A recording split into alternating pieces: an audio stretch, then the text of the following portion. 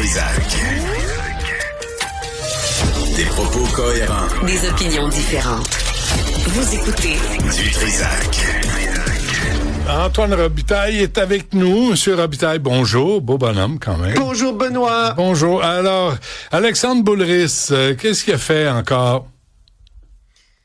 C'est un député du nouveau Parti démocratique à Ottawa qui est maintenant candidat pour Québec solidaire, qui va être candidat. Je pense qu'il est encore député indépendant, en fait, actuellement. Puis cet automne, il va être candidat. Il a publié sur Blue Sky et sur ses réseaux sociaux en général une réaction aux propos de Paul Saint-Pierre Plamondon. On la voit, cette réaction. Tu te souviens, Paul Saint-Pierre Plamondon, hier, qui a dit « Je suis obligé de présumer que le fédéral nous espionne ». Alors, Boulris qui écrit « La bonne nouvelle, c'est que je suis sûr que ça se soigne ». Alors, ça, tu sais, il laisse entendre que c'est une question de maladie mentale, de paranoïa. Moi, je trouve que ça donne d'abord l'impression du gars du NPD, maintenant indépendant, mais qui est à Ottawa depuis tellement longtemps qu'il se dit on peut quand même pas avoir peur du gouvernement fédéral, Benoît. C'est des gentils, là. Mm-hmm. C'est un gars qui est tellement habitué d'être au fédéral qu'il dit on peut pas avoir peur de cet État-là. Mais dans l'histoire du Parti québécois, là, la GRC, le SCRS, le gouvernement fédéral ont espionné René Lévesque, ont espionné avec Claude Morin, il y a plein d'exemples. C'était quoi, le groupe Vidal aussi? Ah oui, le groupe Vidal. Ça, c'est nul autre que Marc Lalonde qui avait lancé ce groupe-là. Marc Lalonde, quand on l'a interviewé un peu de temps avant sa mort, il nous a dit c'était juste des gens qui recueillaient de l'information, qui faisaient une sorte de press clipping là, de ce qui se passait au Québec, mais c'était beaucoup plus que ça. Ça s'est avéré beaucoup plus que ça. Puis c'est vrai que il y a eu des gestes même illégaux qui ont été posés, voler les listes de membres d'un parti politique légitime. C'est pas rien.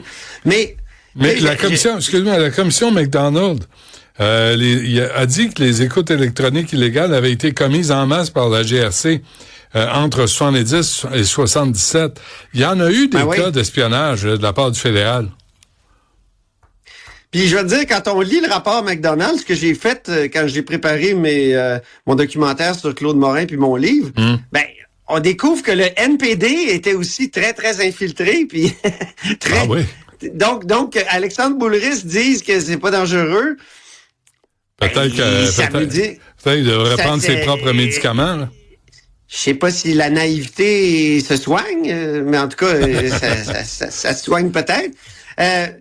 Mais c'est vrai quand même, Benoît, depuis les grandes commissions d'enquête, tu as mentionné McDonald au fédéral, Keble au Québec, il y a eu un cadre légal là, qui a été placé. Le SCRS qui a été créé à cause de ces grandes commissions d'enquête-là, qu'on a sorti de la GRC l'aspect renseignement puis donc service secret, ils ont le droit de recruter et de payer, par exemple, des informateurs pour infiltrer des organisations.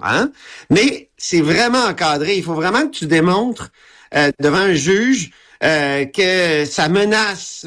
Il y a une menace pour la sécurité du Canada. Donc, espionnage étranger, sabotage, terrorisme, ingérence étrangère. C'est souvent par l'ingérence étrangère qu'on va peut-être étudier ou infiltrer, mettons, un syndicat ou un parti politique qui a des buts légitimes. Et ce qui est très intéressant, c'est qu'on parle toujours des années 70, mais dans les années 90, il y a eu des révélations intéressantes. Mike Frost, qui a travaillé 20 ans au Centre de surveillance et de télécommunications. Ça, c'est la branche électronique du SCRS. En 94, il publie un livre dans lequel il dévoile tout. Puis il dit, on avait une unité spéciale qui s'appelait le French Problem. Et le French Problem, c'est ce qu'il faisait, Benoît? Il faisait intercepter par des services étrangers des communications des citoyens, de certains citoyens canadiens. Par exemple, Frost, il raconte que le CST avait posté des centres d'écoute en Côte d'Ivoire, au Maroc, au début des années 80 pour intercepter les conversations entre le gouvernement Lévesque et la France. Et il y a aussi la Norvège, un pays allié qui détenait depuis plusieurs années un mandat illimité de saisir des échanges et les revendait au Canada. Donc, c'est pas fou là ce que Plamondon dit, parce que je vais te dire une affaire, le fameux CST, il existe encore, il est extrêmement secret. Et en janvier dernier, pas il y a 40 ans, pas il y a 30 ans, l'Organisme national de surveillance du renseignement, parce qu'il y a un organisme qui chapeaute ça. Vu qu'il y a eu plein de commissions d'enquête, on a ajouté des trucs pour surveiller, ben lui, il a affirmé que le CST, l'Agence de cyberespionnage canadienne, avait enfreint une loi qui lui interdit de cibler des Canadiens lors de l'analyse de renseignements provenant d'appareils électroniques. Ha!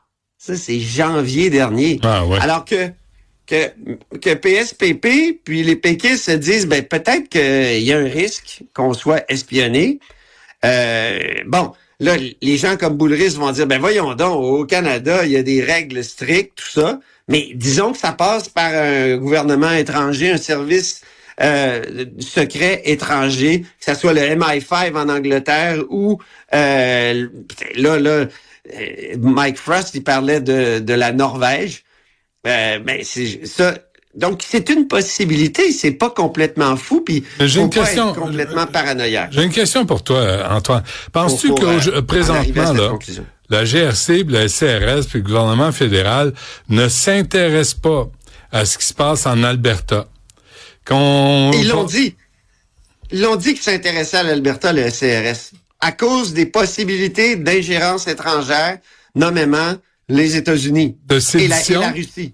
De sédition? Hein? Là, oui. Est-ce que, écoute, c'est exactement ce pourquoi on a approché Claude Morin dans les années 70. La GRC disait, écoutez, il y a une possibilité que, tu sais, il disait, on veut pas lutter contre votre parti. C'est qu'il y a une possibilité que les Soviétiques, par le truchement de la France, vous contrôlent, puis cherchent à faire éclater le Canada, donc à affaiblir l'Occident. Ben, c'est la possibilité que l'Alberta et les séparatistes albertains soient une sorte de coin mis dans la bûche du Canada pour fendre cette bûche-là aussi. Donc, il y a cette possibilité-là. Donc, il faudrait être complètement naïf pour dire il n'y a aucun danger qu'on soit espionné quand on est souverainiste au Québec ou séparatiste en Alberta. Ouais. Un mot sur l'effet fléchette. Oui, je pense que les deux sondages de ce matin démontrent assez clairement qu'il y a une sorte de début d'effet fléchette. Moi, je combinerais ça par le fait que, bon, ils sont proche de 20% dans les deux sondages, 18-19% la CAQ. Et en plus, ce qui me fascine, moi, c'est la satisfaction a beaucoup augmenté. Tu sais, on sait qu'il était dans la cave là, avec François Legault pour la satisfaction. Il y avait un faible pourcentage. Il me semble que c'était 15% qui était satisfait du gouvernement. Là, ça a monté à 38% des répondants qui se disent satisfaits du gouvernement dans le palace. Ben, ça, c'est intéressant. Puis, pour les caquistes, il y a aussi le fait que, comme meilleure première ministre, Christine Fréchette talonne Paul Saint-Pierre Plamondon, elle est passée devant Milliard. Donc, c'est ça qu'on peut constater qu'il y a une sorte d'effet Fréchette là, mais évidemment, le problème, c'est que les deux autres partis ont vraiment commencé leur recrutement. Ils vont avoir une équipe solide. La CAQ, il y a quelques 30 députés encore qui n'ont pas dit qu'ils se représentaient ou non. Ça va être beaucoup de circonscriptions dans lesquelles il va falloir aller on peut avoir des surprises. Un candidat caquiste. Mais écoute, c'est une vraie boîte à surprises, là, l'élection du 5 octobre. Ça s'annonce comme ça. Alors, on s'en reparle demain? Certainement. Merci, Antoine. Salut. Salut.